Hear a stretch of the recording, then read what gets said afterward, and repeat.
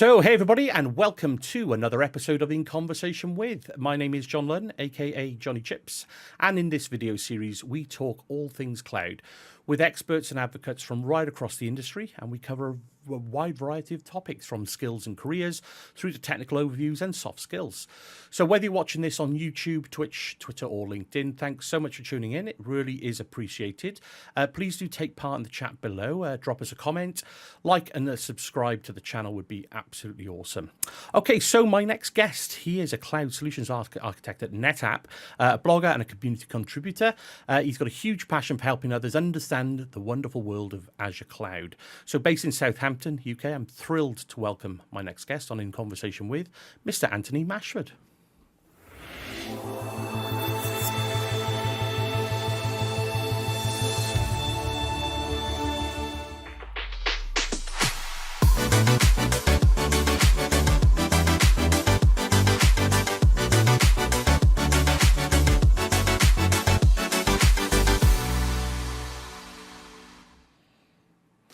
Hello, Anthony. How you doing? Welcome. Good evening, John. Nice to meet you at last. Likewise. I know it's always the way, isn't it? I reach out to all these brill people across the community, and all you ever do is type to them in 144 characters. It's nice to say hello now and again, isn't it? How you doing anyway? Yeah, it's great to meet you last. Yeah, it's like you say, we all sort of collaborate and contribute and chat to each other in that sort of virtual sense, either on Twitter or whatever. And not often, especially nowadays in the current climate, that we get to meet up. No, so true. It is so true. But look, I mean, we got a few little areas to talk around now this evening. So yeah, firstly, thanks so much for giving up your time and joining me for one of these In Conversation With episodes.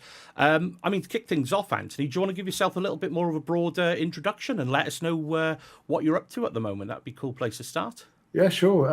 So my name is Anthony Mashford. I work for NetApp in the Azure Business Group, so embedded within the Microsoft business as a cloud solution architect. I specialize in Azure in general, but obviously selfishly focused on the NetApp product portfolio. So my remit is Azure NetApp Files, which is a bit strange because it's actually a Microsoft product. It's just got our name in it, and also other the cloud portfolio we have, for instance, the Cloud Volumes ONTAP. As well as a few other things. But yeah, so essentially a cloud solution architect focused on Azure, and I work for NetApp. Oh, cool. No, awesome stuff. I mean, I guess you're out helping customers understand the magical world of Azure at the minute. But I mean, how did you kind of get to that point? What was your, I mean, give us a bit of an idea of your potted career history, if you don't mind, Anthony. So yeah, my career history, I would say, is not conventional. As we were discussing it earlier, you know, my first job was a fisherman. So straight out of school, I struggled at school, and I was very ill for the final year. And back then, there was no second chance. So I didn't do any exams, didn't get any qualifications, and they were like, "Off you go, bugger off into the big wide world." Right. And I needed a job, so I grew up in Cornwall and ended up working on a fishing boat, which was brilliant fun in the summer. Sure. Yeah, absolutely. Yeah, getting up cold and wet in the mornings, and then I decided I was fed up of doing that, or getting cold and wet and getting up early in the morning. So I went and joined Her Majesty's Royal Marines. I spent 10 years. As you do, yeah. Okay, cool. I spent 10 years in Her Majesty's Royal Marines, and then quickly realised I'd have to get up early in the morning, and I was still going to get cold and wet. So I didn't really think that through. And yeah, so I served for 10 years, and through various things, family commitments and everything, I left, and I kind of stumbled into IT. I think my first, when I decided to leave, as most people do from the military, go and join the police force. And then I thought it through, and I thought, no, I'm too honest to be a police officer. So I thought I would better look for something else. And somebody stuck a magazine in front of me and said, "Come and do IT." I was like, okay. 20 odd years later, here I am. So. Oh, that's pretty cool. Yeah, like you say, it's always nice to hear people when they've got that little bit more of a, you know, a non-traditional route into IT. Like we were saying before, it's almost like lots of, do you know what? Lots of people tend to say that they stumble into IT. You know, it seems to be a theme, I think, doesn't it? You know, it's just you end up being the one that fixes the printer in the office, or you know, this, that, and then you all of a sudden. So I guess, you know, I mean, what was your first kind of role like in IT then, Anthony? Talk us through that a little bit. You know, how did you get started? When I left, I didn't have any education at all. Nothing, not really to speak of. And so I went to college. I did a diploma in computer science and engineering, and then I got with a company who were sort of they'd worked with contracting people, but to bring them up to a level and kind of guaranteed to get into a job. Okay. Yeah. And I learned a lot there. Learned a hell of a lot, very, very quickly. And then I was put forward for a contract role working for Siemens for the military. And I genuinely think the only reason I got the job is because, being ex-military, I had security clearance. Yeah, fair enough. And I think back then it was very expensive to have someone security cleared. So I think they gambled. They interviewed me, and the final interview I had was with the gentleman I would have been working with. We worked as a team, traveling the country, doing various things across some of the military networks. And I think I've been very lucky with the people I've worked with from the very start of my career to now. And this particular gentleman, a wonderful man called Steve Tuffill, patience of a saint to put up with me. But he was my kind of mentor very early on and set me on a path. So I got that job, I think, purely because of my security clearance. I'm a grafter, I'm a worker. I worked hard, because not being a techie person, so to speak, but I have a passion. I'm a technologist. I love technology. So I want to learn. It doesn't come naturally to me. So that was my first job, and it just kind of stumbled through that for a bit, and the contract ended. It was a job. We did the job. Contract ended. And I'd been away a lot whilst I was in the Marines. And then I went and left, and I joined another job where I spent all day, every week on the road away.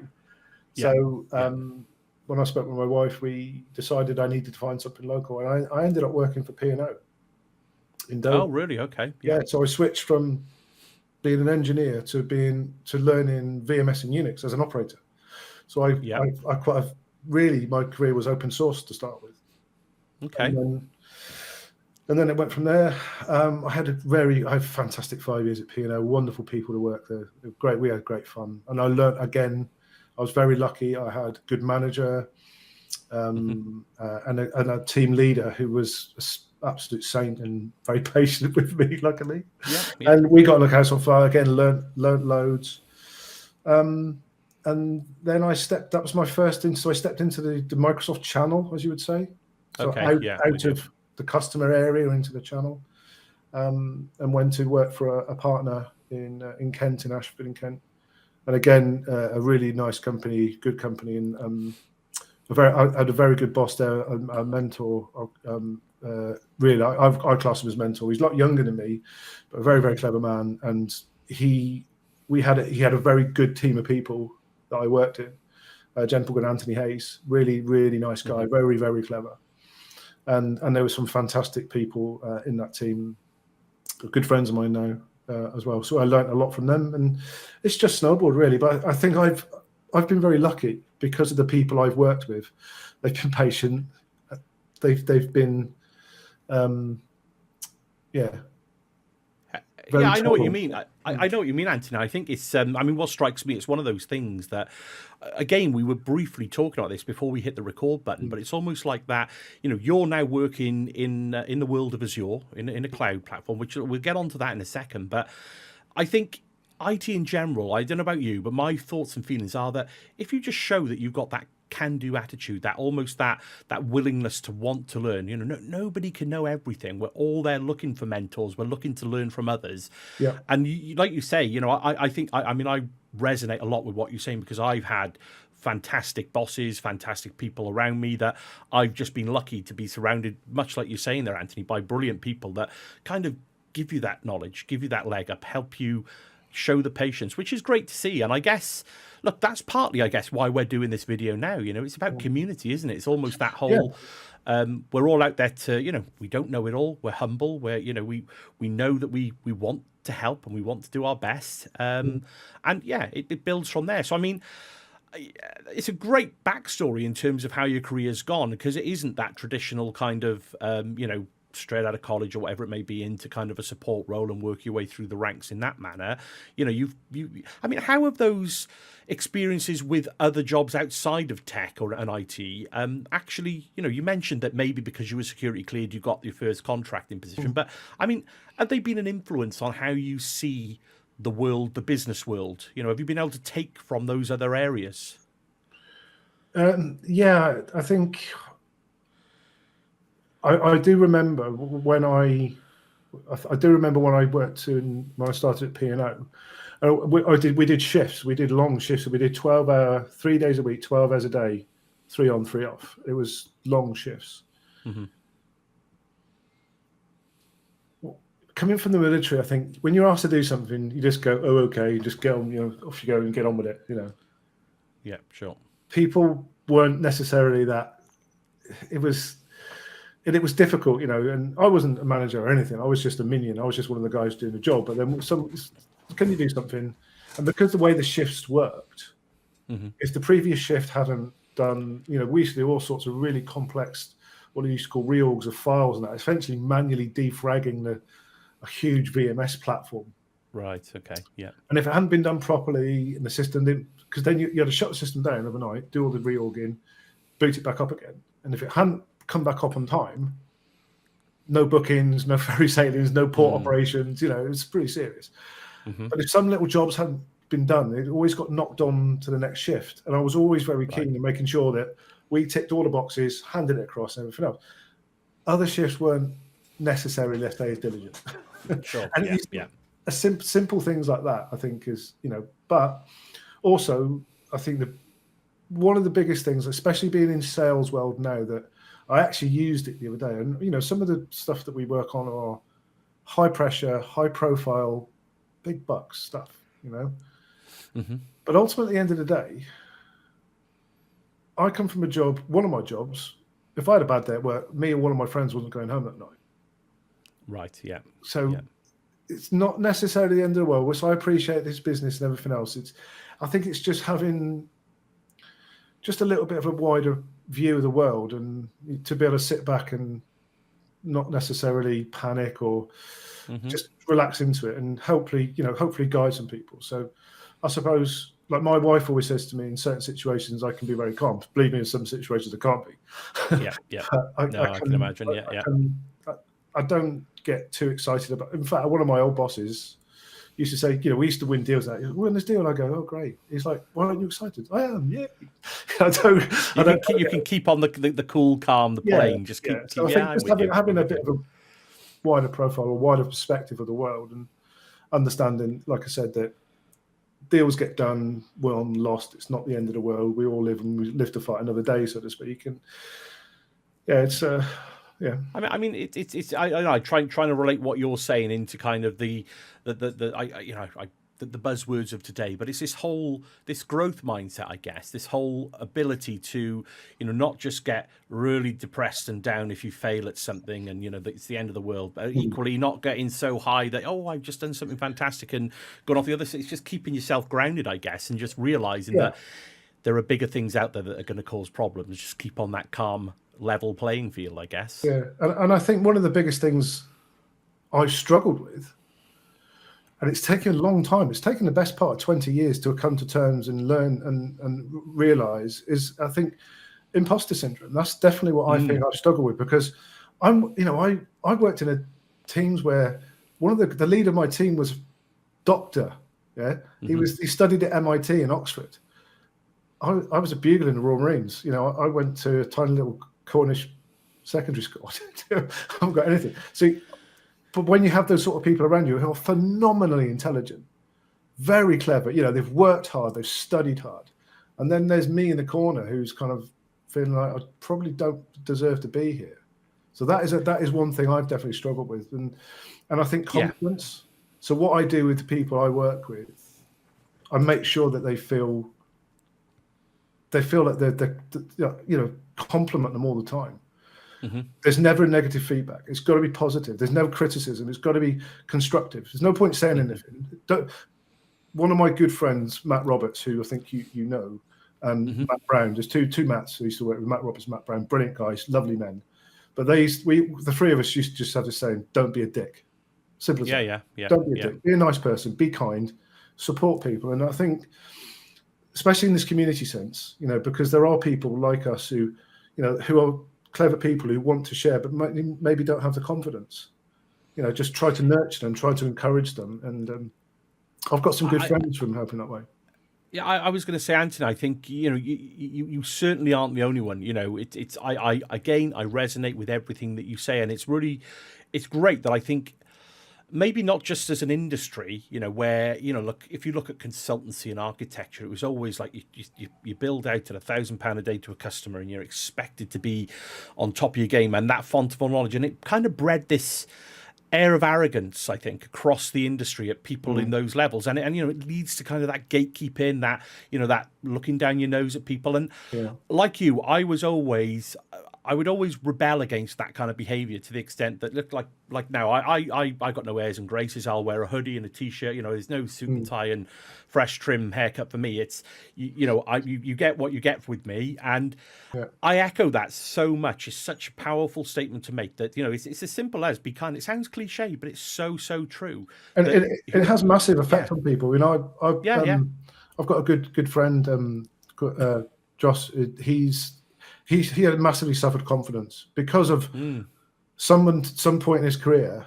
A person said something to him which was unwarranted and not needed, and just massively knocked him back. The guy's brilliant. He's huge talent, hardworking, one of the cleverest people I've worked with.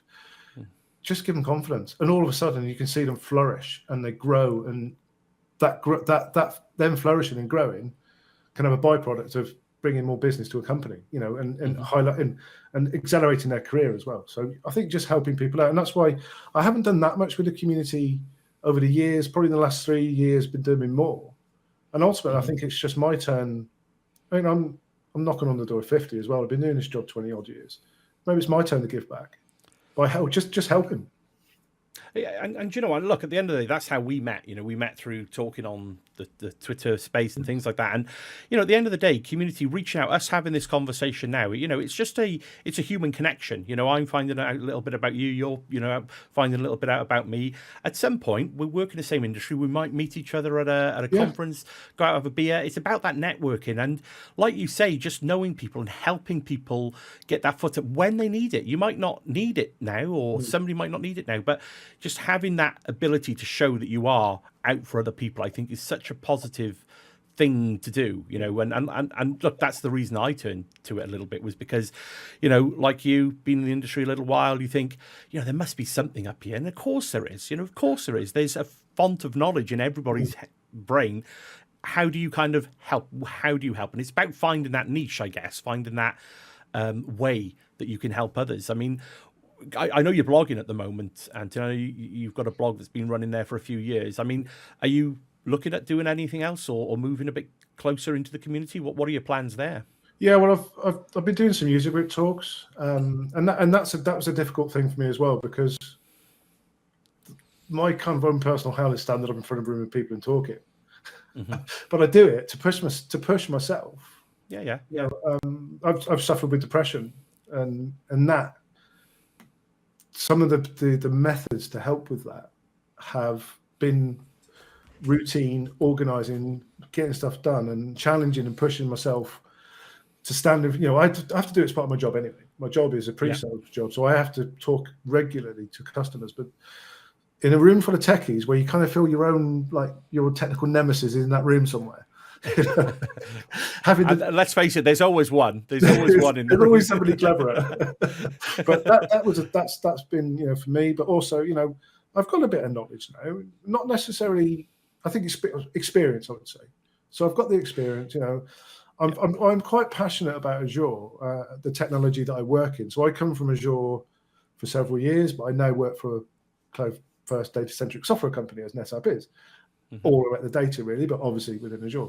But I enjoy it, and I enjoy it, and sometimes I hate it, because the pace, the change is just relentless. I was going to bring that up Anthony. It's that term of how have you felt things have gone? Since you kind of moved over into this cloud world. With the career, what you've done in the past to what it's like now. I mean, are you finding that yourself, that the sheer volume, the sheer breadth of what Azure has to offer, plus the if you just focus it on Microsoft technology stack, it's huge. I mean, how do you cope with that kind of breadth? Have you got any tips or tricks on that? I suppose, how do I cope? Badly. Well, yeah, I echo that one. Yeah.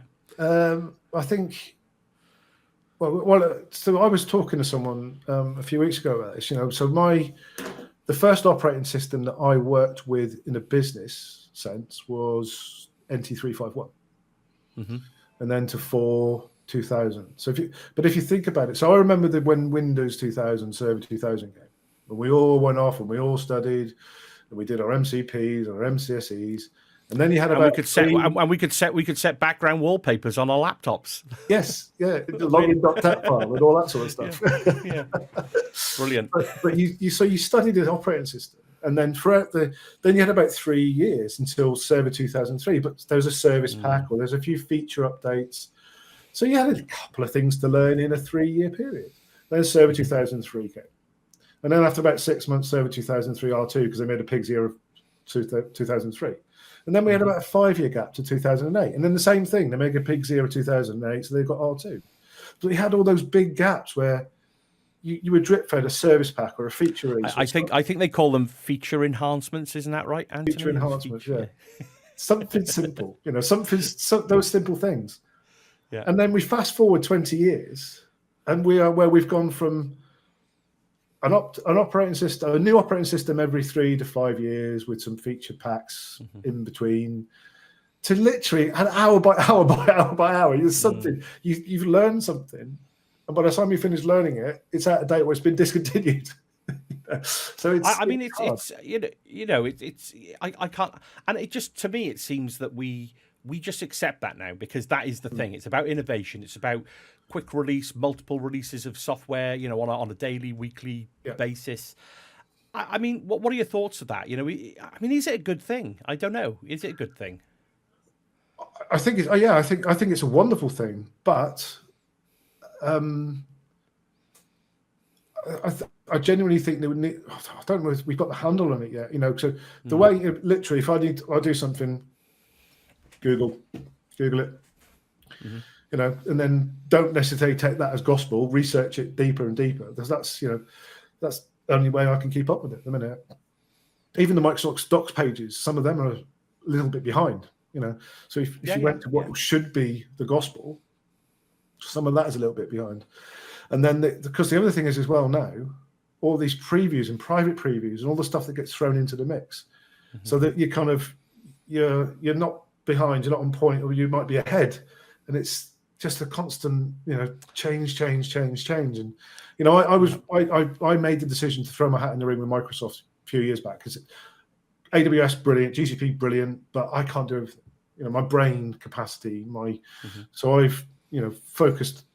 My first experience with a hyperscaler was Azure, and I decided to stay there and trying to keep up with that at a pre-sales level, at a relatively broad, not deep level. That's where I've tried to stay now.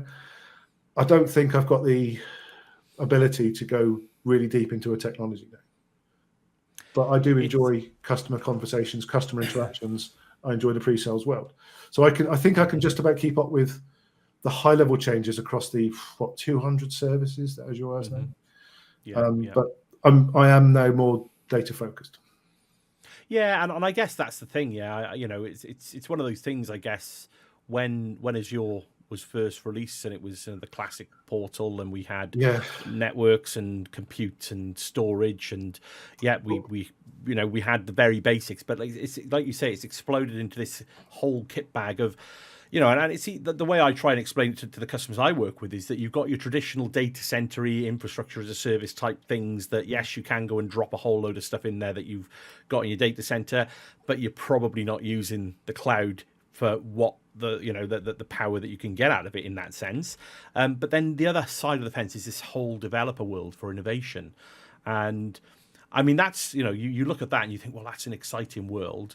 But like you say, then there's just this whole other ecosystem. And I mean, what are your thoughts around, the kind of the way, the language that we use today, seemingly more and more around understanding software developers' toolkits, infrastructure as code, Git repos, CI/CD, DevOps.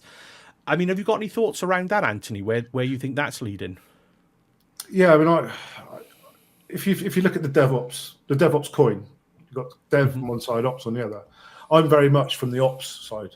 I'm from the admin. I come from data centers, lifting heavy bits of tin in a rack, running miles and miles of cable, plugging stuff in, touching stuff. And I said it a few years ago. I was at a conference. I did a talk, and I said I'm a dinosaur. The devs will win out. It's all about the code now. It's all about being able to understand, manipulate code.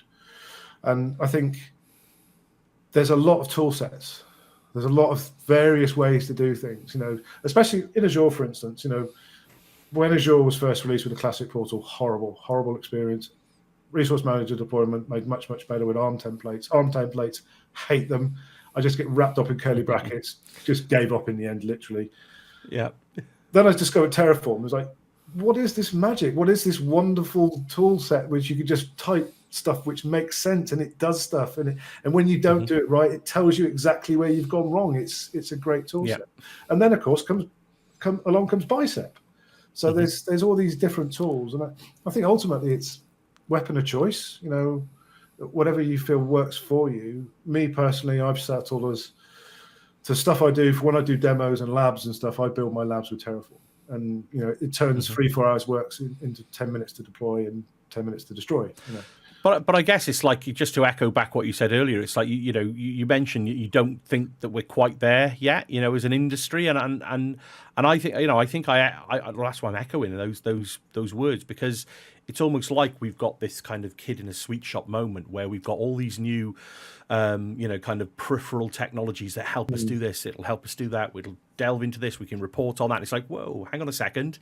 Yeah, just give me the one that's gonna, how do you meander your way through all of these things? What, and I guess what is, what is the big hype and the big fluffy PowerPoint presentation when that's boiled down? Actually, what is the thing that does what I needed to do? How do you kind of fight your way through that, isn't it? Yeah, no, absolutely. I mean, you'll know from the type of work that we do, it's all about ultimately business value for customers at the end of the day. Technology is wonderful, and we all love to play with it. We all love to tinker with it. But if it doesn't add any business value to the customers, it's worthless. And I mean, I think the one thing I still can't, I completely completely understand, and Pixel Robots will hate me for saying this, is containers. It says it's never seen. I thought, that'll take off. It's never really skyrocketed off, if you see what I mean. Whether that's an educational thing or the purely people just being resistant to it. I think in some areas it has, but I was surprised with that one.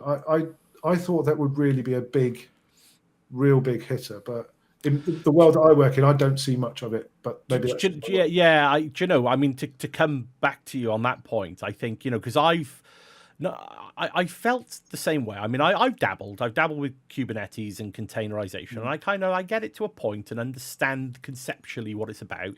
My thoughts on the whole containerization, Kubernetes orchestration, I think we're going to be abstracted away from Kubernetes. I think managing another platform to orchestrate a bunch of containers is adding the complexity that we already have in the traditional sense anyway. So I don't see this swath of people learning Kubernetes and becoming, Kubernetes experts and certified. Sure, there's going to be a cohort like early adopters and people that will do that. But my feelings is that Kubernetes itself is going to get abstracted away, like we see now with Azure Kubernetes service. It's a managed service. And I think I spoke with another guest a few months back where we talked about software development and this term on cloud. So I think at the minute, we know, again, we chatted about this before we hit record, but we know that getting skilled people in the industry to do work in the cloud is really difficult at the moment because we're on this steep learning curve that we haven't quite settled on. So I think when it comes to actually developing software, I think that's when Kubernetes and containerization will come into its own. When as we see now with Microsoft releasing, Azure Container Apps, they're Yeah. releasing apps in containers. As soon as more and more businesses actually develop software that is cloud native, that will run in containers on a cloud fabric, whether that be Azure, AWS, or G Cloud, I think that's when the exponential reach will go. But then, but it's like anything. I think we're probably 5 or 6 years behind the time at any point in time, because the businesses we speak to, like you say, that they're probably still running Server 2008 R2. They're just a million miles away from containers at the minute. Or further back than that. Yeah, absolutely. I did. I remember about 2 years.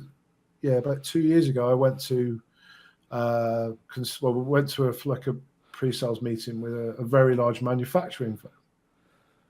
And we did our bit, Azure, it's wonderful, blah, blah, blah. This, you can do this, you can do this, you can do this, and it can add this value and this value and this value. And the CTO said at the end, thanks, that was brilliant. But he said, all I care about are boxes leaving my warehouse. As long as boxes leave my warehouse, I don't care.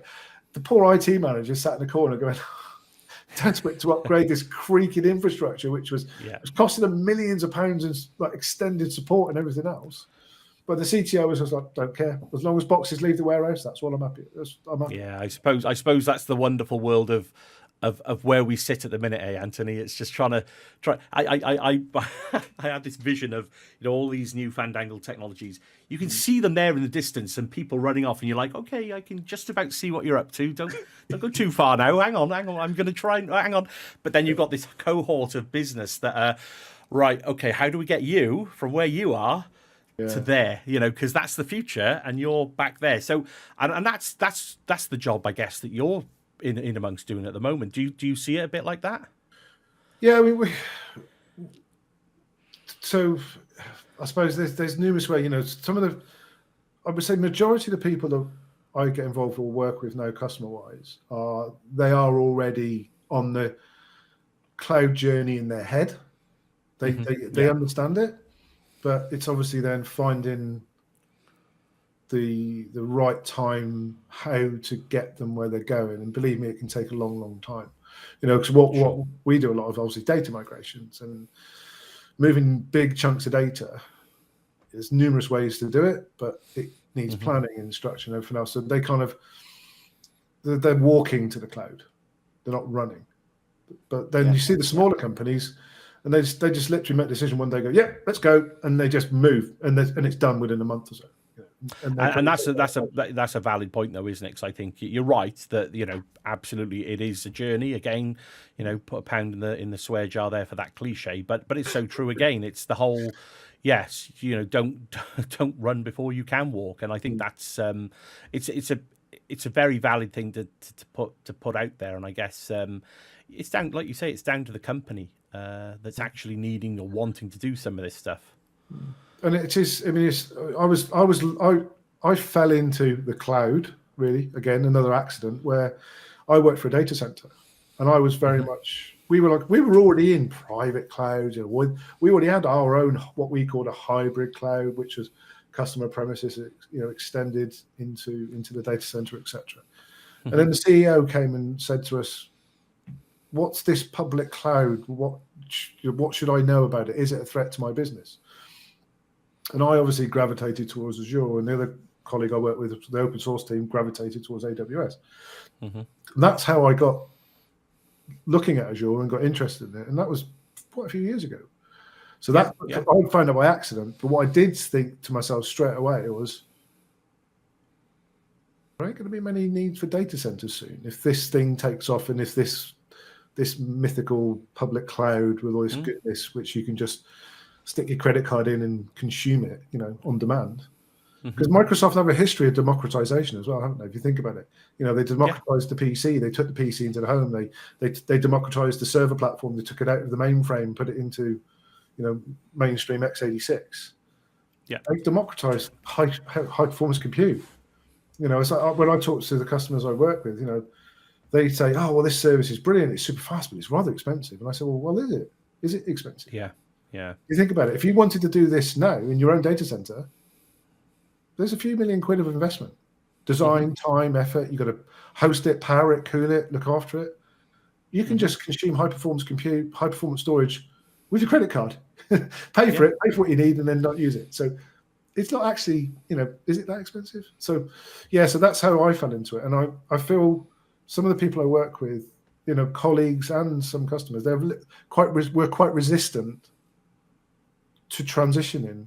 I think there was a phrase going around in Microsoft a while back was something like learn PowerShell or learn to play golf. Yeah. Just, Okay. learning, get on board with the code, and it's a wonderful technology. I think the way I explain it, the public cloud hyperscalers to people is, I love the fact I can deploy a whole infrastructure from the comfort of my own keyboard. Yeah. Without having to go and lift heavy bits of tin in and out of a rack, sweating, huffing, puffing, running cables. I can do all that from here. Yeah. And, and I suppose it is, there's a lot of that hearts and mind conversation still going on at the moment. But I think, that we're getting there. The majority of businesses now, today, I've not seen any latest reports on it or anything like that. But you get the feeling that most businesses today see the value of cloud, whereas, sort of 3-4 years ago, there was still this element of, we're not too sure about public cloud, and we're not, it's too expensive. We're happy, but now, since COVID, I think COVID obviously has been the massive catalyst for literally businesses having no working from home strategy to moving to cloud services. And there we go. They are now in the cloud. So it's, absolutely. My wife, where she works, the company has a work from home policy, but her department, their policy was you work in the office. Right. Yeah. Okay. That was it. Cue the COVID pandemic, everyone's working remotely, and now they're all completely happy, more productive, better than ever now, and that company's forced their hand. It's just obviously it's been a worrying and concerning couple of years, but from an IT and industry perspective, it's been such a, it just goes to show how much we've probably fallen to the whim of red tape and bureaucracy with getting projects over the line in some cases. There's something to be said with just getting on with stuff, isn't there? But look, Anthony, this is super fun having a chat with you now, but there's always one last question I like to kind of end this show on, and we kind of alluded to it to a certain extent now, but I mean, from your point of view now, with all your experience with what you're doing with Azure at the moment, where do you think we're headed? What is the next big bet in tech from your perspective, do you think?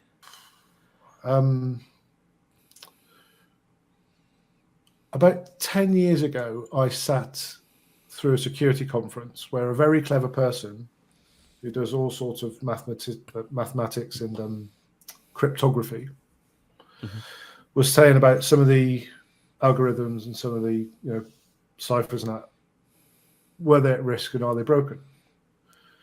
Right. And his answer was no, not as yet. But when quantum computing appears, we need to start worrying. And I think, I haven't been paying much attention to it lately, but I think Microsoft I think they have the SDK for the code. I think what they don't have currently at the minute is the chip, the hardware.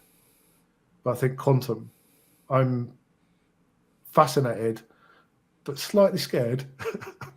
All your qubits. Yeah, I think you can actually get. They built a quantum computer. I think all the hyperscalers, I think, have got some demo area you can go on and program your own quantum. Well, they have the SDK, don't they? They don't at the minute. It's the actual chip, the hardware. I think is what they are. Is it the cooling that's the problem? I think. Yeah, something like I'm not sure. I think but I think that will probably be.